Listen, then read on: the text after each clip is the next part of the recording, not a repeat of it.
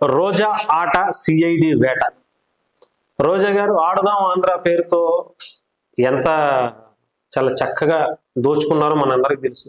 క్రికెట్లు బ్యాట్లు, కిట్లు, బాల్స్ అన్నిటిలో కూడా 10 రూపాయలు పెట్టుకొని 100 రూపాయలు లేదా 1000 రూపాయలు వేసేసి మొత్తం చక్కగా చెన్నైలో ఒక బిల్డింగ్ కట్టుకుని జలసాలు చేసి బ్యాంకాంగ్లు ఇంకో చోటకి వెళ్ళి అక్కడ ఉన్నటువంటి తుఫాన్లని, తొక్కిసలాటలని మహాకుంభమేళంలో సృష్టించి ఇవన్నీ చేసినటువంటి రోజా గారి మీద ఇప్పటికే అభియోగం ఉంది.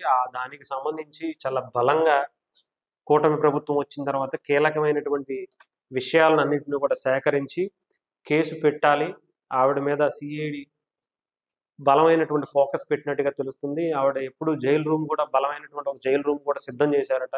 ఎక్కడ ఎటువంటి భూ ప్రకంపనలు కానీ, పక్కన వాళ్ళు ఎక్కడ తొక్కిసలాట్లు కానీ, లేదంటే ఇంకొకటి కానీ జరగకుండా చూసుకోవడం కోసం ఒక బలమైనటువంటి జైలును కూడా ఏర్పాటు చేసి ఈ కేసులో ఉన్నటువంటి అన్ని విషయాలు ఏదో తీసుకొచ్చాం, ఆ నింద వేశారు, దాన్ని తీసుకొచ్చి ఈవిడ కూడా ప్రమేయం ఉంది అంట, అందుకని ఆవిడని విచారించాం అన్నట్టు కాకుండా బలమైనటువంటి సాక్ష్యాలను సేకరించే పనిలో ఇప్పుడున్నటువంటి స్పోర్ట్స్కి సంబంధించినటువంటి దాంట్లో కూడా చాలా చురుగ్గా పనిచేస్తున్నారు. సిఐడికి అప్పగిచ్చారు. సిఐడి దాన్ని వేటాడి బయటికి తీసుకొచ్చే పనిలో మొదలుపెట్టారు.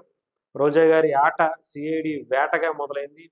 కొద్ది రోజుల్లో దీనికి సంబంధించి రోజా గారు మరి ఇప్పటిదాకా అప్పుడప్పుడు బయటకు వచ్చి ప్రెస్ మీట్లు పెట్టి వెళ్ళిపోతున్నారు చెన్నై. మరి ఈ దెబ్బకి జైలుకి వెళ్ళిపోవాల్సినటువంటి పరిస్థితి. మరి కొద్ది రోజుల్లో కీలకమైనటువంటి విషయాలు, నిజాలన్నీ కూడా బయటికి తీసుకొచ్చి అన్ని సాక్ష్యాలతో సహా బలమైనటువంటి ఒక కేసులు ఆమె మీద ఏవైతే ఉన్నాయో అవన్నిటి మీద నిరూపించి లోపలికి పంపించే పనిగా పెట్టుకున్నట్టుగా తెలుస్తుంది.